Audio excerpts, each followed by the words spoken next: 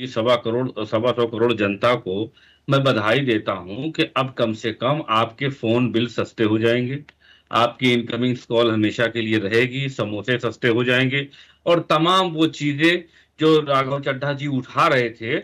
और अनिल गोयल जी को भी बहुत बहुत बधाई कि आपकी पार्टी में आते ही बिल्कुल सब कुछ, दूध की नदियां बहने लगेंगी राघव चड्ढा जी के जाते हुए, क्योंकि अक्सर वो आवाज इस तरह की सदन में भी उठाते आए थे।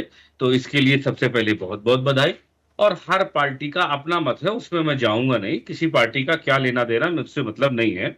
मैं सीधी सी एक बात करूंगा कि हमारे गोयल जी जिस तरह से सारी पार्टियों को नक्सलाइट से जोड़ रहे थे, और भारतीय जनता पार्टी के आगमन ऐसे बता रहे थे कि जिसे स्वयं राम जी जो है वो वनवास के बाद जो है वो अयोध्या पधार रहे हो कि सारे दीप जल गए, बाकी सब दीप बुझ गए।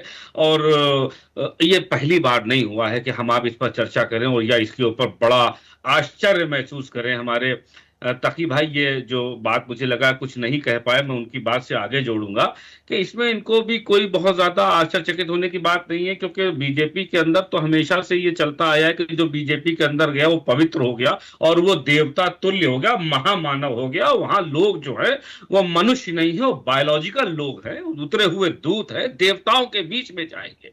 हो सकता हो उनके कुछ दुष्आचरण आ गए हों और पार्टी की वजह से, तो देवताओं के बीच में रह करके जब समायोजन देवताओं तुल्य हो जाएगा, वातावरण धरती का प्रकाश पुंज हो जाएगा, और उस वक्त जो है हमारे चड्ढा जी एक नए अवतार के रूप में सिंहासन आसीन करेंगे और देश की जनता का भला करेंगे, जैसे कि भारतीय जनता पार्टी के तमाम सांसद कर रहे हैं। और इन्होंने जो नाम गिनाया कि इस पार्टी में आए, उस पार्टी में गए, और कितने पार्टी बीजेपी के लोग चले गए, तो इनके क्या भी तमाम पार्टी के लोग हैं। देखिए अभी बंगाल में इलेक्शन हो रहा है, शिवेंद्र अधिकारी जी उनके ऊपर मनी लॉन्ड्रिंग से लेकर के तमाम भ्रष्टाचार के मुकदमे चले, मगर वो आज की डेट में बंगाल के विपक्ष के सबसे बड़े नेता के रूप में उभरे, क्योंकि वो भारतीय जनता पार्टी के अंदर आ गए। और अगर अनिल गोयल जी बहुत सीनियर हैं, मुझे लगता है हो सकता हो कि ये पढ़ते किताबें ज्यादा हो, इनको समय न मिलता हो यूट्यूब का ज्ञान का और व्हाट्सएप का, तो ये यूट्यूब पे देख सकते हैं जाकर के पिछले जो भी इंटरव्यूज रहे हैं राघव चड्ढा जी के, कि उन्होंने उसमें ये बात कही है। आप देखिएगा कि भारतीय जनता पार्टी के पास एक वॉशिंग मशीन है, न जाने कौन सा डिटर्जेंट है कि जो इसके अंदर जाता है और उधर से गंदा निकलता है, उधर से साफ होकर के निकलता है। तो वो साफ होने के लिए हालांकि वही डिटर्जेंट पाउडर फिर से राघव चड्ढा जी को मिल गया है परिवर्तन करने के लिए। और दूसरी बात मैं आपको ये बता दूं कि आप राखी जी, आप बैकग्राउंड देखो राघव चड्ढा जी का और उनका ससुराल देखो, ये लोग बड़े कोमल नाजुक लोग हैं, ये बहुत कोमल बाप के लोग हैं, कलियां हैं।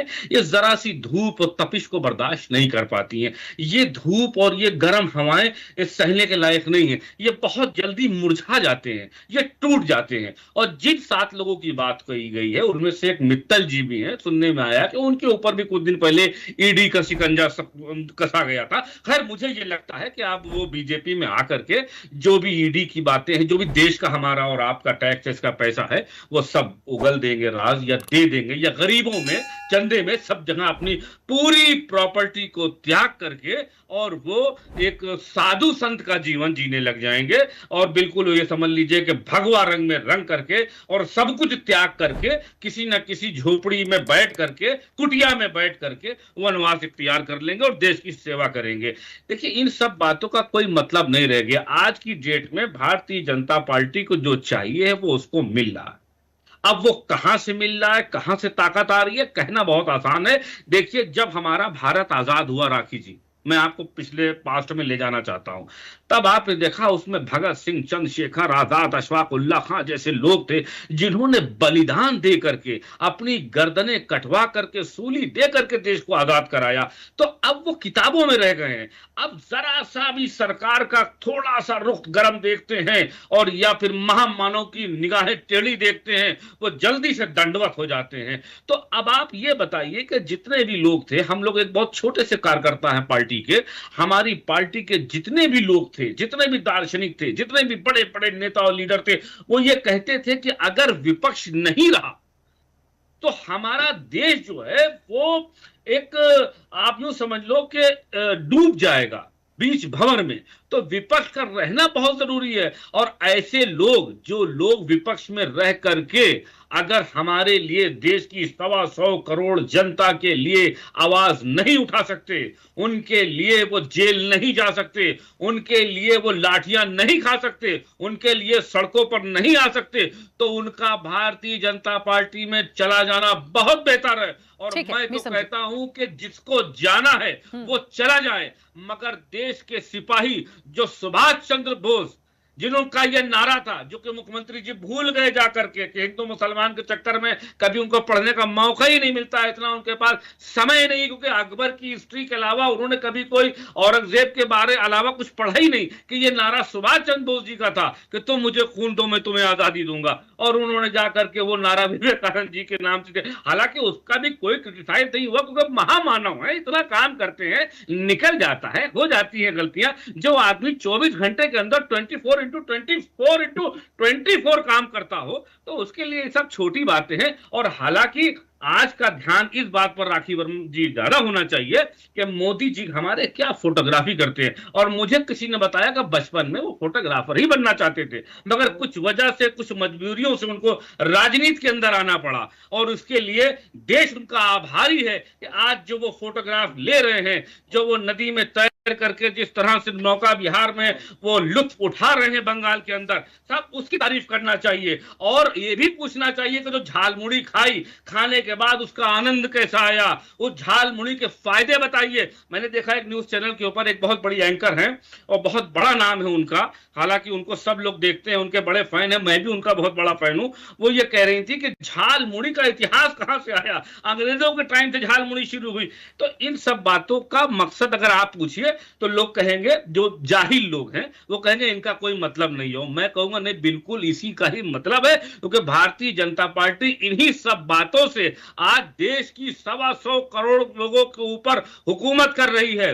और जिसको वो अपना दोस्त, पर एक बात और मैं राखी जी कहना चाहता हूं, जिसको वो अपना दोस्त बताते थे, आज शर्म आना चाहिए उसको कि जिसको भारत के लोगों ने इतना सर पे रखा और इतना उसका यहां पर स्वागत किया गया, माय डियर ट्रंप का, माय डियर फ्रेंड का, वो व्यक्ति बैठ के कहता है कि भारत और चाइना नर्क है। मतलब आप ये देखिए कि हम कहां जा रहे हैं, हॉर्मुज़ खोलने के बजाय हम दूरबीन से जो नदी और नाले तलाश रहे हैं। हमारा टॉपिक कुछ और है, फिर बहुत लंबी हो जाएगी चर्चा, मैं वापस आती हूँ जल्दी से, ठीक है? तुषार जी मुझे सुन पा रहे हैं? हाँ बोलिए मैडम जी। हाँ तुषार जी, आप तो बोलिए। आम आदमी पार्टी के इस दर्द को आज समझ सकते होंगे। महाराष्ट्र में कुछ चीजें ऐसी हुई थी, तो महाराष्ट्र में जो कुछ हुआ आज थोड़ी थोड़ी सी झलक मुझे दिखी। और कहते हैं ना कि ऑपरेशन लोटस हो या कोई टूट कर जाता हो या चला जाता हो या बुला लिया जाता हो, बड़ी तकलीफ देह होता है। तो जो कुछ भी सिनेरियो हुआ है आम आदमी पार्टी का और भारतीय जनता पार्टी के बीच में दल बदल का, आने वाला समय तो आम आदमी पार्टी के लिए चुनौती भरा है, लेकिन कैसे आप देखते हैं?